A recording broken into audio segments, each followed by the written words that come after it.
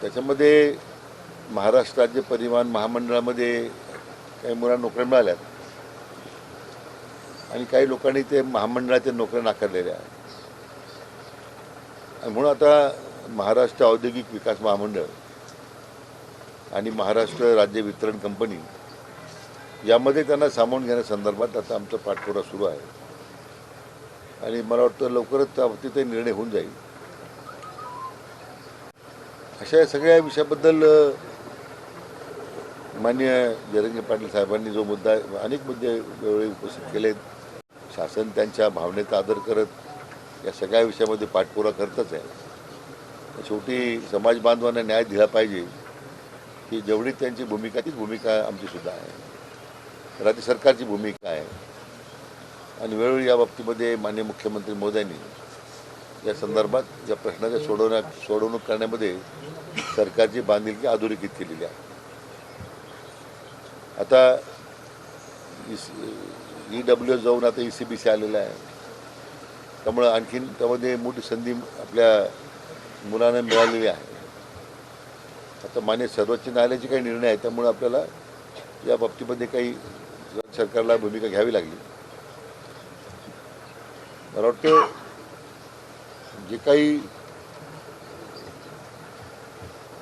58 लाख नोंदीचा जो उल्लेख सातत्यानं करतायत त्या राज्याच्या बाबतीमधली खरं त्या विशेष करून माहिती होती, नोंदी होत्या, परंतु जवळजवळ 12-1 लाखाच्यापर्यंत प्रमाणपत्र त्याच्यामध्ये देण्यात आलेले आहे आणि ही प्रक्रिया चालूच आहे. पण जो सातत्यानं आक्षेप होता की लोक अर्ज करत नाहीत, अर्ज येत नाहीत, तर हे असे अर्ज येत नाही ह्या सबबीखाली दाखले देता येत नाही हे म्हणणं काही फारसं संयुक्तिक नव्हतं. मी आज स्वतः विभाग आयुक्तांना फेब्रुवारीमध्ये काही सूचना केल्या होत्या आणि आता जे नवीन विभागीय आयुक्त आले त्यांनी मला आश्वासित केलेलं आहे की पुढच्या काही 2-3 महिन्यामध्ये मी स्वतः जिल्ह्याने दौरे करून या संदर्भात आपण अधिकाधिक दाखले कसे उपलब्ध होतील यासाठी तो कालावधी त्यांनी मला सांगितलं, मला द्या, मी 100% कामी करून आम्ही त्या बाबतीमध्ये काहीतरी चांगलं काम आम्ही करून दाखवू शकतो असं आश्वासन दिलेलं आहे.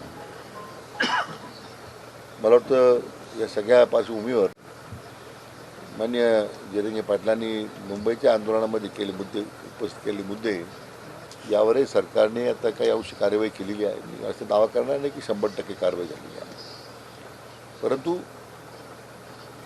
समाज बांधवांचा आदर करत त्यांनी जे या संदर्भात उचललेले जे पाऊल आहेत त्याकरता आम्ही सकारात्मक आहोत.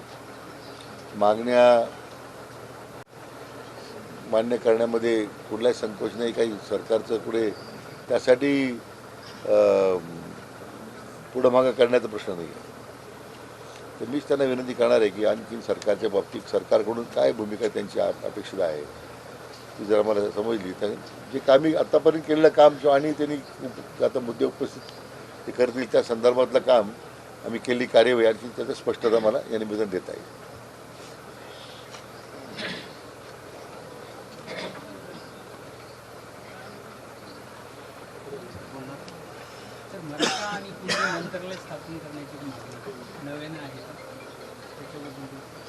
नाही तर काय सुरुवातीला तशा प्रकारचा विचार मागणी नव्हती, पण अशा प्रकारचं मंत्रालय स्थापन करता येईल का, कारण आपल्याला त्याच्यामध्ये काही घटनात्मक तरतुदीचा अभ्यास करावा लागेल. त्याची मी लगेच काही भाष्य करू शकणार नाही. सातारा संस्थांचं गॅजेट GR काढण्याची मागणी नाही, सातारा संस्थांच्या सातारा गॅजेटबद्दल काय झालं आहे, आमच्या दृष्टीने हैदराबाद गॅजेट आता सर्वोच्च न्यायालयापर्यंत त्याचं कंटेस्ट झालं. मुंबई उच्च न्यायालयामध्ये काही लोकांनी प्रयत्न केला, त्याला स्थगिती मिळाली नाही. सर्वोच्च न्यायालयामध्ये काही लोक हैदराबाद गॅजेटच्या अंमलबजावणी विरुद्ध गेले, तिथं स्थगिती मिळाली नाही. आता एका बाजूला हे हैदराबाद गॅजेटचं आणि उच्च न्यायालयामध्ये आता प्रकरण सुनावणी करत असताना जो विधिन्याय न्याय विभागात सल्ला मिळालेला आहे की आता आपण जर सातारा गॅजेटची तयारी झालेली आहे, अभ्यास पूर्ण झालेला आहे, तर ते करताना उद्या एक गॅजेटच्यावरच उच्च न्यायालयामध्ये प्रकरण सुरू असताना आपण जर दुसरं गॅजेट प्रसिद्ध करायला गेलो तर एखाद वेळी मान्य न्यायालय काही वेगळी भूमिका घेऊ शकते का, आणि हे सुद्धा नुकसान आपण याला सुद्धा स्थगिती मिळेल अशी साधारण चर्चेमध्ये समोर आलेला मुद्दा आहे. म्हणून असं काही नाही की सातारा गॅजेटची अंमलबजावणी करणे शासनाची इच्छा नाही. माननीय पुलकुडवार जे विभाग आयुक्त होते पुण्याचे, त्यांनी विशेष अभ्यास केला आहे, आमची तयारी केलेली आहे. पण एकदा एक गॅजेटच्या संदर्भात हैदराबाद गॅजेटच आज न्यायालयामध्ये प्रलंबित आहे. म्हणून आम्ही जरा या बाबतीमध्ये आपलं पुढे अडथळा येऊ नये यासाठी आम्ही शासन त्या बाबतीमध्ये एक सावध भूमिका घेतलेली आहे.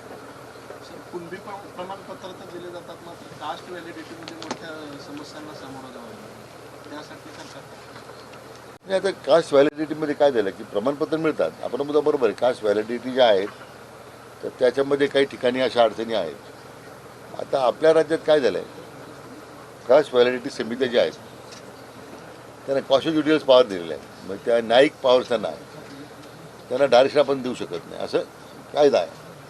आपले अधिकारी नेमतो आपण तिथे.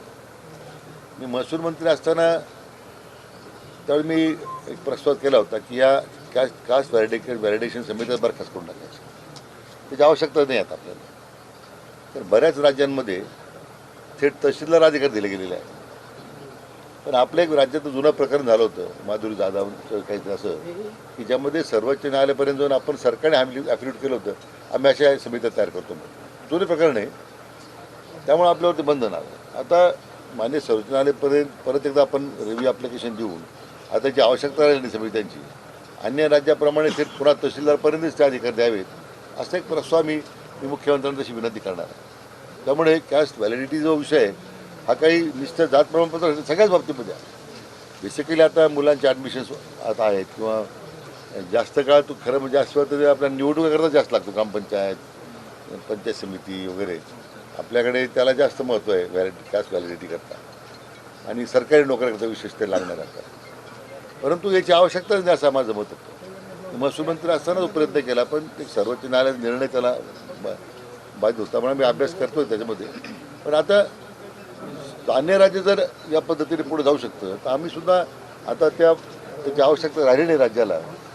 एक स्वतंत्र अर्ज जर मूव केला सर्वोच्च न्यायालयामध्ये तसं ही समिती बरखास्त करून पुन्हा अधिकारी तहसीलदार देऊ शकतो का, हे आम्ही तपासून पाहतो. आम्ही मुख्यमंत्र्यांनी तशी विनंती केलेली आहे. जून महिन्यामध्ये ॲडमिशन होणार आहे, तर त्यासाठी मोठ्या प्रमाणामध्ये त्यांना कुणबी प्रमाणपत्र ते लागणार आहे आणि व्हॅलिडिटी सुद्धा दिली जात नाही. तर व्हॅलिडिटीचा सुद्धा वेळ लागतो. सरकार यासाठी काय तातडीने पावलं उचलणार आहे?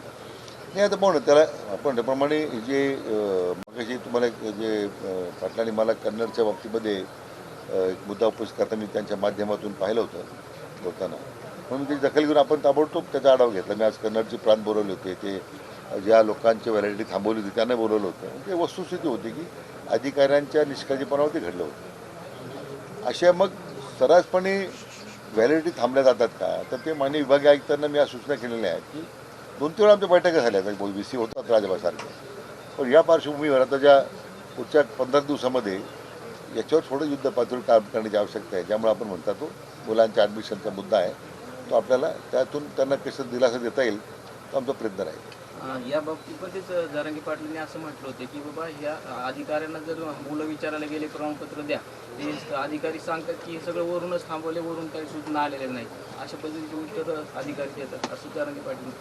नाही, असं वरून कोणी काही सांगितलेलं नाही आहे. हा विनाकारण गैरसमज झालेला आहे की वरून काय सांगितलेलं आहे. आता आपण 3 लाख जर दाखले दिलेले आहेत, आता वरून जर सांगितलं असं थोडं दाखले मिळाले असते.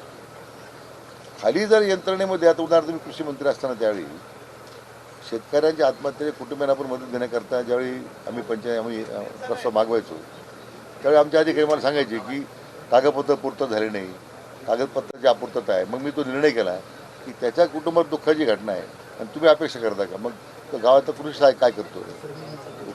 मग आम्ही कंपल्सरी आता शेतकऱ्याच्या घरी जाऊन ती कागदपत्र पूर्तता करून घ्यायच्या सूचना दिल्या आहेत. आता मग ते काम बहुतेक प्रकरणं वेगाने निघाली, प्रलंबित काय फाशी झाली नाही. तर संवेदनशील पाहिजे यंत्रणा, तर त्या यंत्रणाच्या गावात आपण नेमलेल्या आहेत त्याला थोडंसं टास्क मास्टर म्हणून काम करावं लागेल. मी त्या मतदारसंघातील आमदार महोदयांनी पत्रावरून विनंती केलेली आहे की तुमच्या मतदारसंघातील या कास्ट व्हॅलिडेशनमध्ये जे प्रमाणपत्र देण्याबद्दल तुम्ही शीघ्रगतीनं काय तो आढावा घेता, महिन्यात आढावा घ्या, लवकर त्याची कारवाई होईल पहा. आणि जर तुम्हाला वाटली अडचण काही तर मग यायचं अध्यक्ष म्हणून माझी संपर्क करा. वाटतं आमच्या आमदार मोदी लक्ष घालत आहेत. पण आणखीन मला वाटतं मी आणखीन त्यांच्याशी परत बोलेल की या विषयामध्ये आणखीन त्यांनी प्रभावीपणे काम करण्याची आवश्यकता असेल त्यांना मी विनंती करणार आहे. तुम्ही चर्चा करण्यासाठी आलेला आहात. त्यांच्या अनेक मागण्या आहेत, तुम्हाला त्या सर्व माहिती आहे. त्यामधल्या कुठल्या सोडवण्याच्या पर्यंत आलेल्या आहेत? मी आता गुन्हे माग घेण्यासंदर्भात मी तर सांगितलं 90% जवळ गुन्हे माग घेतलेले आहेत, पण काही गुन्हे इतके गंभीर स्वरूपाचे होते, एक दोन ठिकाणी घरं जाळली गेली वगैरे, त्यामध्ये आता काही कर्मचारी कमी करता येतील हा फक्त मुद्दा आहे. आता त्या न्याय व विधी व न्याय विभागाची चर्चा करून करू. नोंदीवरून थोडासा संभ्रम आहे. नेमक्या किती नोंदी शासनाने म्हणजे नोंद आढळलेली आहे? कोणी 58 लाख म्हणते, कोणी 14 लाख म्हणते, 12 लाख म्हणते. नेमका शासनाचा आकडा खरा किती आहे नोंदी? एकंदरीत पहिल्यापासून आतापर्यंतचा आहे की मग हा आंदोलनानंतर? असं आहे, 3 वर्षातला आहे का तो आपल्या पासूनचा? साधारण समिती स्थापन झाल्यापासून, म्हणजे आपण जेव्हा शिंदे समिती स्थापन केली, साधारण